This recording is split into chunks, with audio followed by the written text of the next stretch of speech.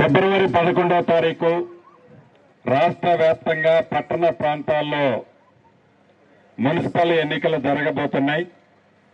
దాంట్లో భాగంగా మన తొర్రూరు మున్సిపాలిటీ ఎన్నికలు కూడా వచ్చాయి. ఈరోజు ఇప్పుడు 2వ డివిజన్లో మనం ప్రచారంలో ఉన్నాం. మీ అందరి గుండెల్లో ఉండే ఇందిరమ్మ పార్టీ పక్షాన, కాంగ్రెస్ పార్టీ పక్షాన మన అభ్యర్థిగా తమ్ముడు శ్రవణ్ కాంగ్రెస్ పార్టీ అభ్యర్థిగా నిలబడ్డాడు. మీ గుర్తు, మన గుర్తు, మన అందరి గుర్తు హస్తం గుర్తు. 11వ తారీఖు జరిగే పోలింగ్ లో మీ అమూల్యమైన ఓటు హస్తం గుర్తు మీద వేసి మంచి ఓట్ల మెజార్టీతో తమ్ముడు శ్రవణ్ ని గెలిపించాలని ముందుగా మీ అందరినీ కోరుతూ, వేదిక మీద ఉన్న స్థానిక శాసనసభ్యురాలు సోదరిమణి యశస్విని రెడ్డి గారు, పిసిసి ఉపాధ్యక్షురాలు మరొక అక్క జాన్సక్క, వేదిక మీద అతిరథ మహారథులు చాలా మంది ఉన్నారు. చాలా మంది 2వ డివిజన్ లో మాకు బీఫామ్ కావాలని అడిగిన మిత్రులున్నారు. వారందరికీ, ఏదైతే మన మిత్రపక్షమైన సిపిఐ పార్టీ మిత్రపక్ష సభ్యులకి, ఈ కార్యక్రమంలో పాలు పంచుకుంటున్న ఆడబిడ్డలు, అన్నదమ్ములు, మీడియా మిత్రులందరికీ శిరస్సు వంచి మనస్ఫూర్తిగా హృదయపూర్వక నమస్కారాలు. ఎందుకు కాంగ్రెస్ పార్టీకి ఓటేయాలి అనే అంశాన్ని మీరు ఒక్క నిమిషం ఆలోచించినట్లయితే, మీ అందరి దీవెనలతో తెలంగాణ రాష్ట్రంలో ప్రజా ప్రభుత్వం వచ్చి 2 సంవత్సరాలు పూర్తవుతుంది. ఈ 2 సంవత్సరాల్లో పేదవాడి పక్షపాత పార్టీగా పేదవాడికి అండగా ఉంటూ అనేక సంక్షేమ కార్యక్రమాలు పేదవాడికి మన ప్రభుత్వం అందించింది. ఆ కార్యక్రమాల్లో భాగంగానే పేదవాడి ఇంటికి 200 యూనిట్లు ఉచిత కరెంట్ ఇచ్చాం. పెద్దోళ్లు తినే సన్న బియ్యం నా పేద ఆడబిడ్డ తినాలని సన్న బియ్యాన్ని ఇచ్చాం. 10 సంవత్సరాల్లో దొరల పాలనలో రేషన్ కార్డు ఇవ్వకపోతే రేషన్ కార్డులు ఇచ్చాం. పాత రేషన్ కార్డులో కొత్త పేర్లు ఎక్కించాం. ఆడబిడ్డ ఎంత దూరమో ప్రయాణం చేసినా ₹1 కూడా ఛార్జీ లేకుండా ఆర్టీసీ బస్సు సౌకర్యాన్ని కల్పించాం. అంతేకాకుండా 10 సంవత్సరాల్లో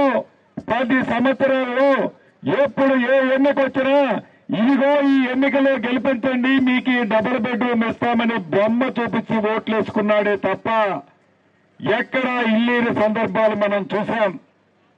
అటువంటిది ప్రభుత్వం వచ్చిన మొదటి సంవత్సరమే రాష్ట్ర వ్యాప్తంగా 4.5 లక్షల ఇళ్లు 22,500 కోట్లతో ప్రతి ఇంటికి 5 లక్షల రూపాయల చొప్పున ఇచ్చే కార్యక్రమాన్ని శ్రీకారం చుట్టాం.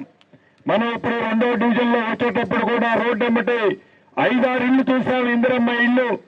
వాటిని చూసి ఎవరైతే ఇల్లు కట్టుకునే వాళ్ళు ఈ వ్యాన్ మీద నుంచి చూస్తుంటే వాళ్ళ ఆనంద బాష్పాలు కారుస్తున్నారు. అది ప్రజా ప్రభుత్వం అంటే, అది పేదోడు ప్రభుత్వం అంటే. ఈ ఒక్కసారి ఇచ్చాం అయిపోయిందనేది కాదు. రేపు ఏప్రిల్ నెలలో మళ్ళిస్తాం. ఇంకా 3 సార్లు పేదవాళ్లకి, అర్హులైన వాళ్ళకి ఇల్లు ఇస్తాం. ఆనాటి ప్రభుత్వం లాగా మా దొరల పార్టీలో ఉన్న వాళ్ళకే ఇల్లు ఇస్తామని చెప్పాం.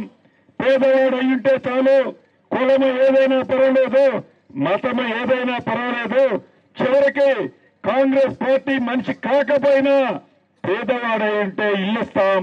అది పేదవాడి ప్రభుత్వం అంటే. కానీ ఆ ధరలు ఇంకా పగటకళ్ళకంటున్నారు. పగటకళ్ళకని ఇందాక తమ్ముడు ఇదే 2వ డివిజన్ లో గతంలో గెలిపిస్తే ₹1 కూడా ఈ డివిజన్ కి వారి ప్రభుత్వంలో ఖర్చు పెట్టలే. ఈ ప్రభుత్వం ఇక్కడ స్థానిక శాసనసభ్యురాలు యశస్విని రెడ్డి గారు, పార్లమెంటు సభ్యులు మన పార్లమెంటు సభ్యులే, మంత్రిగా ఇన్ఛార్జి మంత్రిగా నేనున్నా, ముఖ్యమంత్రిగా రేవంత్ రెడ్డి అన్నున్నాడు. ఏ పని కావాలన్నా, ఏ కార్యక్రమం కావాలన్నా కాంగ్రెస్ పార్టీ సభ్యుడైతే మన పని ఎమ్మటే పూర్తవుతుంది. కాబట్టి మీ దీవెనలో, మీ ఆశీస్సులు, ఇక్కడ ఇన్ఛార్జి మంత్రి నేనే, ఈ తొర్రూరు నుండి నేను దత్తత తీసుకుంటున్నాను. ఈ వేదిక మీద నుంచి మీకు చెప్తున్నాను, ఈ తొర్రూరు మున్సిపాలిటీని దత్తత తీసుకుంటున్నాను. నా ఎదుల్లాపురం మున్సిపాలిటీని ఎలా అయితే అభివృద్ధి చేస్తానో ఈ తొర్రూరును కూడా అదే రకంగా అన్ని రకాల అభివృద్ధి చేసే బాధ్యత నాదే. నేను మళ్ళీ మళ్ళీ చెప్తున్నా, ఒక్కసారి వచ్చి పోవటం కాదు, వస్తా పోతా ప్రతిసారి ఖమ్మం నుంచి ఇక్కడికి నాకు రావడానికి 45 నిమిషాలు. 45 నిమిషాల్లో నా నియోజకవర్గం నుంచి మీ నియోజకవర్గం తొర్రూరులో ఉంటా, అభివృద్ధి చేస్తా. సోదరులైన యశస్విని రెడ్డి గారు, ఝాన్సీ రెడ్డి గారు, మిగతా నాయకులు ఉన్నారు. పార్టీని బలోపేతం చేయడంతో పాటు పేదవాళ్ల గుండెల్లో ఉన్న ఇందిరమ్మ పార్టీ పక్షాన మీ అందరికీ అండదండలుగా ఉండటంతో పాటు భవిష్యత్తులో ఈ తొర్రూరు మున్సిపాలిటీని పూర్తి అభివృద్ధి చేసే బాధ్యత రాష్ట్ర ప్రభుత్వ పక్షాన నేను తీసుకుంటానని మనస్ఫూర్తిగా మీకు తెలియజేస్తూ, అద్భుతమైన మెజార్టీతో తమ్ముడు శ్రవణ్ని మంచి మెజార్టీతో గెలిపించాలని మీ అందరినీ కోరుతూ, జై కాంగ్రెస్, జై కాంగ్రెస్. పెద్దగా మాట్లాడారా, దొరల గుండెల్లో రైళ్లు పరిగెత్తాల. జై కాంగ్రెస్, హస్తం గుర్తుకే, హస్తం గుర్తుకే.